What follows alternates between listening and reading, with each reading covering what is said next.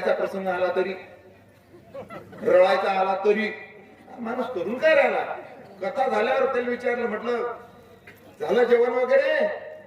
तो म्हणे नाही, 4 लेकर आहेत मला. म्हटलं याचे दोन्ही ट्युटर गेलेले आहेत. आणि म्हणून असं व्हायला नको.